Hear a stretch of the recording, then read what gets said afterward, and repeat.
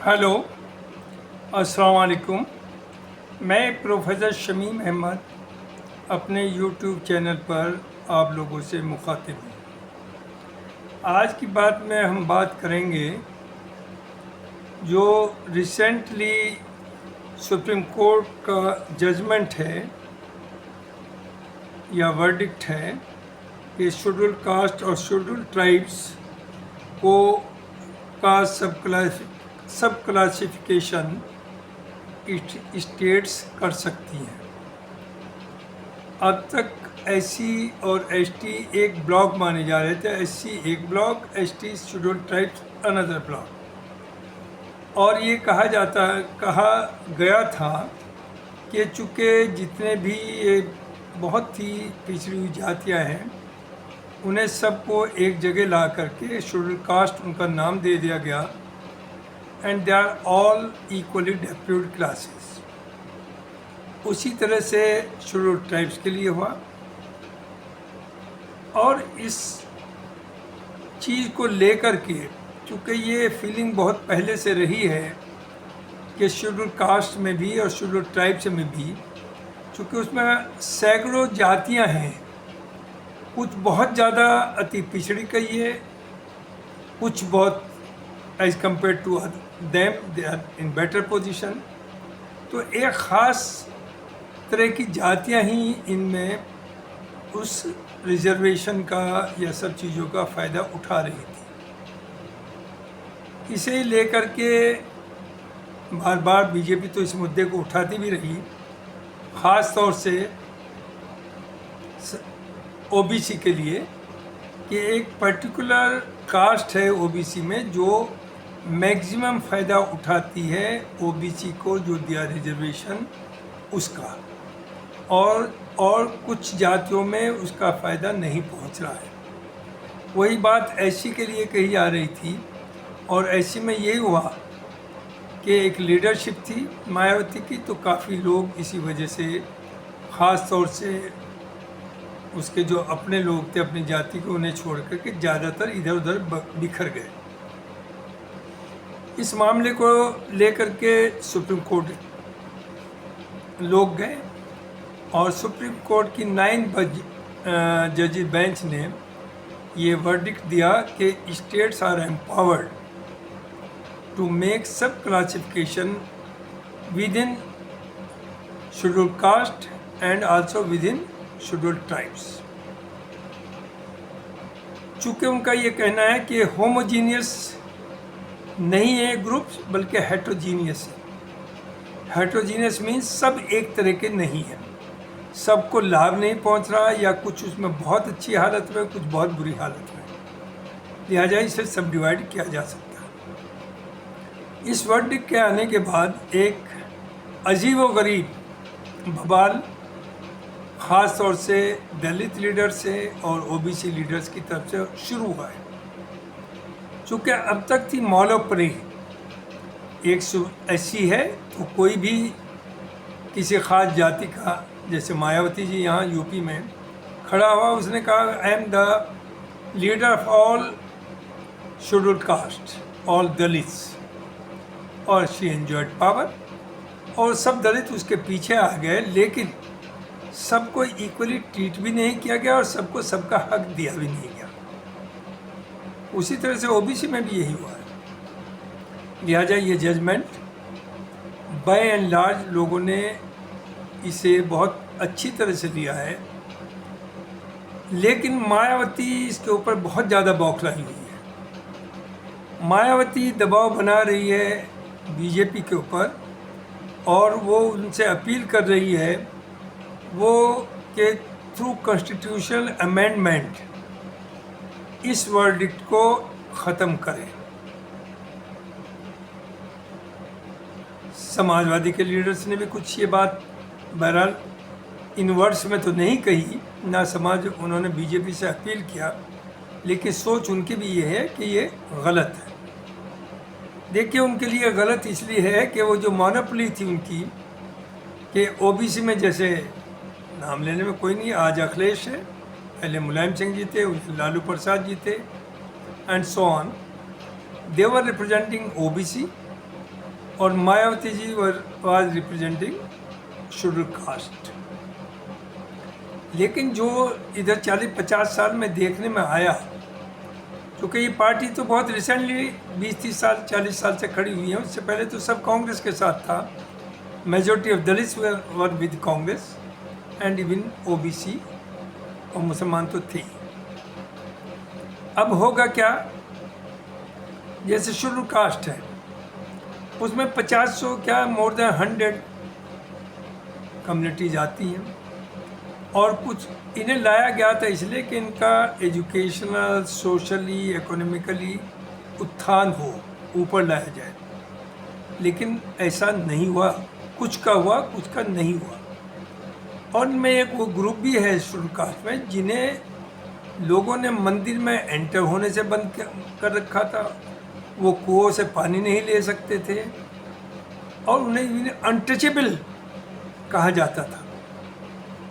तो वो भी साथ आ गए। और एक वो हैं जो जिनके हाथ का लोग खाना भी खाते हैं, उन्हें साथ भी बैठाते हैं, जैसे बढ़ई है, आपका कुम्हार है, ये सब भी दलित में है, लेकिन उनका स्टेचर बड़ा है।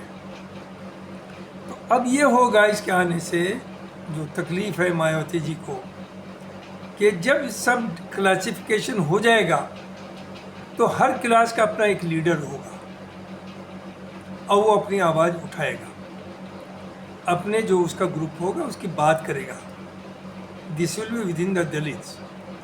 तो दलित्स की सबकी एक लीडरशिप नहीं रहेगी, और यही नियत मैं आपसे बताऊं कांग्रेस की थी हमेशा, और यही बीजेपी की है। जो नेशनल पार्टीज है वो नहीं चाहती थी कि इस तरह की लीडरशिप उभरे जो दलितों का राज करे या ओबीसी का नाम लेकर के कैश करे। वो इस तरह की पॉलिटिक्स दोनों नहीं करते, चूँकि जाहिर है in the name of caste या रिलीजन बहुत ज़्यादा अच्छा नहीं है। कहीं कभी कभी अच्छा भी होता है। आपको ये राइट तो होना ही चाहिए कि आप अपनी कम्युनिटी का अगर उसके साथ जायज़ती है उसकी बात कर सकें, और करना चाहिए। लेकिन जहाँ तक बेनिफिट का सवाल है, बेनिफिट तो ऊपर से नीचे तक पहुँचना चाहिए। एक आदमी आईएएस है, उसका बेटा भी आईएएस है, उसका बाप भी आईएएस था, लेकिन दलित है तो उसे तो रिजर्वेशन मिल रहा है। तो वो जो नीचे बचे हुए दलित हैं उन तक तो वो उसका फ़ायदा रिजर्वेशन का नहीं पहुंच रहा। तो इसलिए मैं समझता हूँ in the larger interest of the Dalit block as a whole या schedule caste as a whole, ये जो जजमेंट है ये बहुत ही वेलकम जजमेंट है, और ये एक अच्छी तरह से हर सेक्शन का ख्याल करेगा। उसी तरह से शेड्यूल ट्राइब्स के अंदर तो ये आवाज़ इस वक्त मायावती बहुत परेशान है। हालांकि मायावती का ग्राफ तो वैसे ही तकरीबन अमाउंटिंग टू ज़ीरो है। 14 में कोई सीट नहीं आई थी, 19 में कोई पार्लियामेंट में सीट नहीं आई, और 24 में नहीं है, 2019 में जो आई वो सिर्फ इसलिए आ गई थी कि वो समाजवादी पार्टी के साथ उसका अलायंस था। तो अब तो सिर्फ उसका काम एक ही है कि दलित वोट को वो किसी तरह से अपोजिशन की तरफ जाने से रोके और मुसलमान वोट को बिखराव करे, लिहाजा वो मैक्सिमम पॉसिबल मुसलमानों को टिकट देती है। तो ये तो उसका गेम अब नज़र आ रहा है कि जो थोड़ा बहुत बचा था वो भी ख़त्म हो जाएगा। अब अखिलेश जो घबराए हुए हैं वो उनका घबराना भी जायज़ है। उन्होंने पीडीए चलाया, पिछड़ा दलित अल्पसंख्यक। अल्पसंख्यक की एक तो बात करनी नहीं चाहिए, मुसलमान की बात करिए आप, उसे पीडीएम कहना चाहिए था। चूँकि यूपी में क्या पूरे हिंदुस्तान में जो माइनॉरिटीज़ में आते हैं वो सिख हैं, वो पारसी हैं, वो जैन हैं। They are highly well to do, और उनका नंबर भी बहुत छोटा है। सिख पंजाब में कंसंट्रेट है, हमेशा उनकी हुकूमत बनती है, और दैट कम्युनिटी जी हाईली वेल टू डू। वो मेहनती कौम है, चैरिटी भी करती है, दान भी करती है। हिंदुस्तान का मैं कहूँगा टॉप पर है। उसी तरह से जैन भी बहुत ऊपर है, पारसी भी। तो बात जब आप अब माइनॉरिटीज कहते हैं, आप कहते हुए शर्म आते हैं, एक्चुअली इट इज़ मुस्लिम्स। तो अब सवाल वही आता है कि अखिलेश जी अगर ये चाहें कि ये नारा दे करके पिछड़े, दलित और मुसलमान सबकी लीडरशिप करेंगे, ये चलेगा नहीं बहुत दिन तक। उन्हें ये इंश्योर करना पड़ेगा कि इसमें जितने भी सेक्शंस हैं सबको उस रिजर्वेशन का फ़ायदा पहुँचे। जो अनइवनली पहुँच रहा है, पहुँच तो रहा है, खूब पहुँच रहा है, लेकिन एक ख़ास पर्टिकुलर कम्युनिटीज़ को उसका ज़्यादा फ़ायदा है, कुछ कम्युनिटीज़ को बिल्कुल उसका फ़ायदा नहीं। जैसे मैं मुसलमान ही की बात कहूँगा, आउट ऑफ 27% जो ओबीसी को मिला है, तो उसमें ओबीसी में अराउंड 1/3 तो मुसलमान है ही हैं। तो there should be at least 9% reservation only for Muslims, तभी मुस्लिम्स को उनका हिस्सा मिल सकता है। अगर वो ओबीसी के अंदर एक दायरे में रहेंगे तो जाहिर है वो बैलेंस नहीं रह पाता। तो आप कहेंगे इट इज़ नॉट कॉमनर। उसी तरह से उनमें और बहुत सी बिरादरीज हैं, उसमें सिर्फ यादव नहीं, यादव के अलावा मोर देन 100 अदर बिरादरीज भी हैं जिन्हें उसका फ़ायदा रिजर्वेशन का नहीं पहुंच रहा है। तो इस लिहाज से मैं समझता हूं कि इस वक्त तो ये टारगेट रहा है एससी और एसटी, और नेक्स्ट टारगेट जो होगा वो ओबीसी होने वाला है। ओबीसी में भी सब क्लासिफिकेशन होगा, देर सवेर होगा, और ये डिमांड है भी लोगों की। तो इससे सिर्फ और सिर्फ मुल्क के ऊपर तो कोई असर नहीं पड़ने वाला।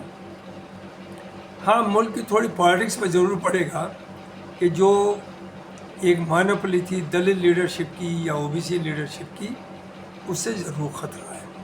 हो सकता है वो उतनी स्ट्रॉन्ग ना रहे और कुछ दूसरे लोग उसमें एमर्ज हो सकें। जैसे अभी यूपी में मायावती ने क्या किया, जो भी अच्छे से अच्छा ओबीसी शेड्यूल कास्ट लीडर उभरना चाहा, उसे उभरने नहीं दिया।